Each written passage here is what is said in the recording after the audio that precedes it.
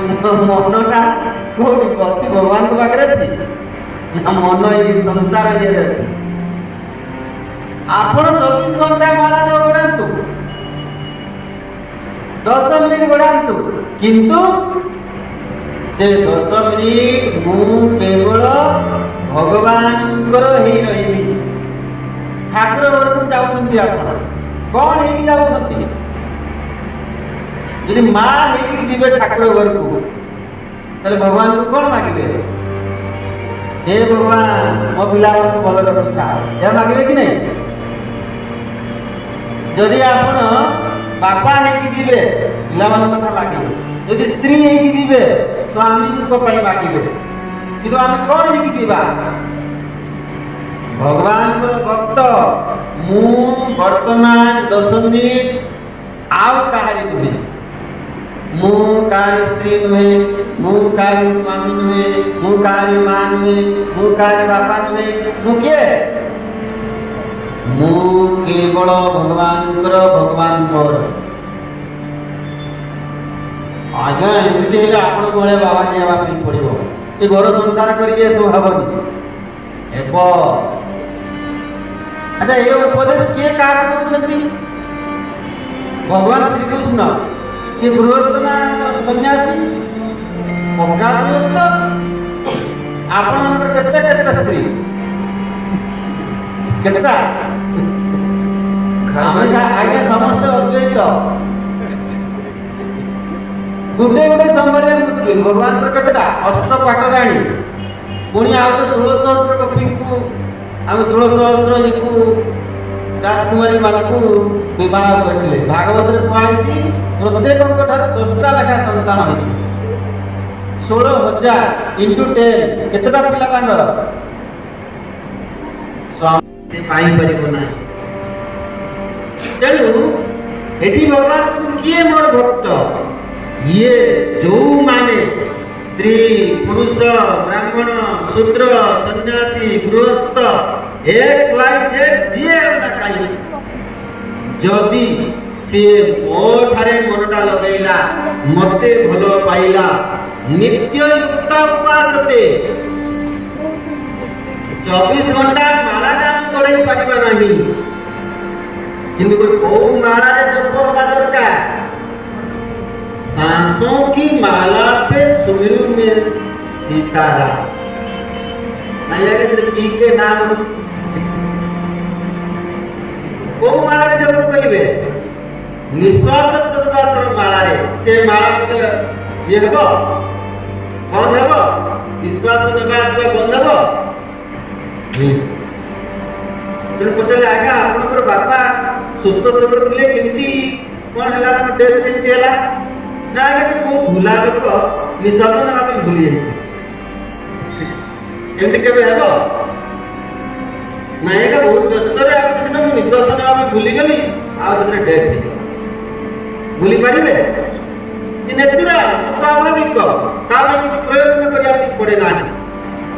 से बली भगवान कर स्मरण केमिति हेबा दरकार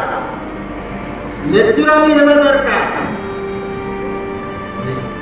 नित्य युक्ता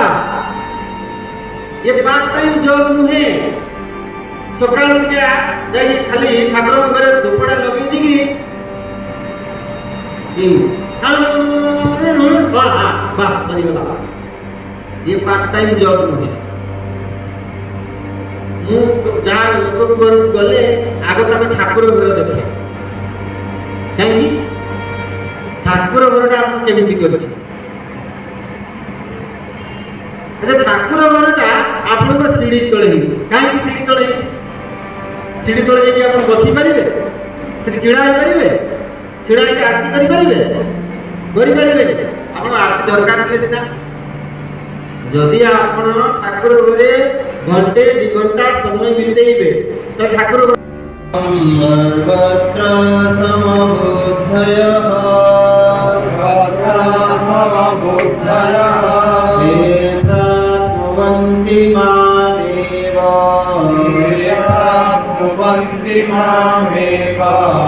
सर्वभूतहिते रतः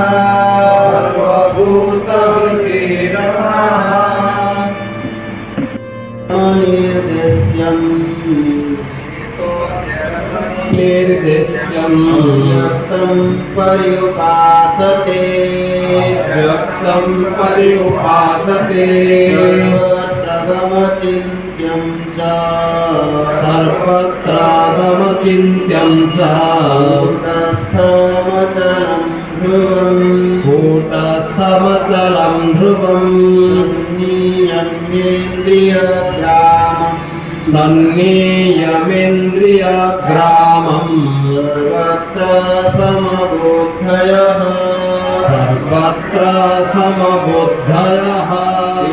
प्राप्नुवन्ति मामेव ये प्राप्नुवन्ति मामेव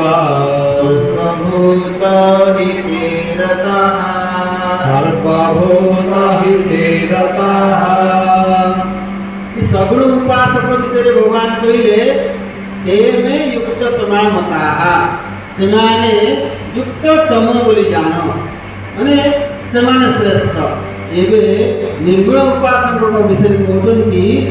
ते प्राप्नुवन्ति माम एव सेमाने मते ही प्राप्त हुवन्ति तारा आज्ञा अर्जुन पचाइले बहुटा सहज रे आपण तो सेटा के कहले ना भगवान श्रीकृष्ण के तेड़ा लोक उत्तर सब तेड़ा तेड़ा सीधा न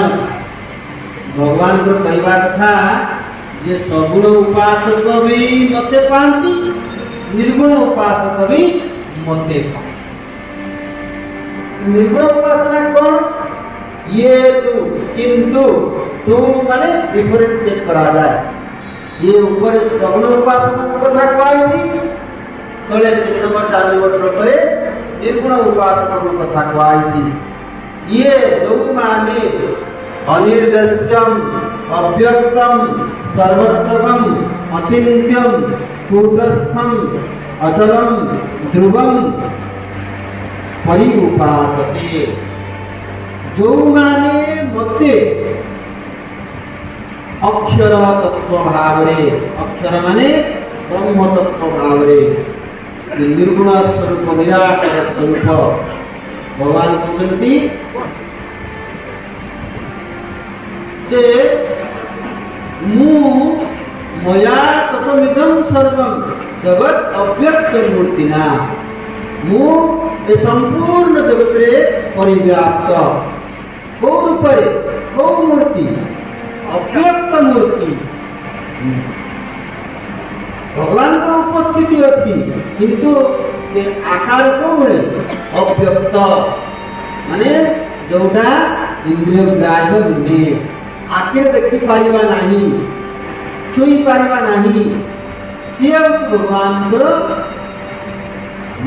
अक्षर स्वरूप निर्गुण निराकार स्वरूप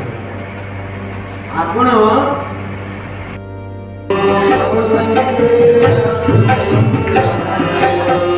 नमो भगवते वासुदेवाय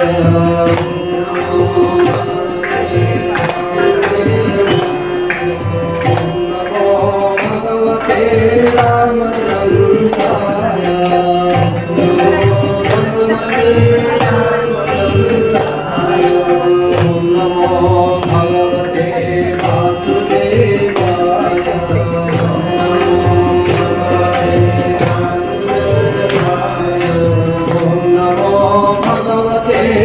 रामचंद्राय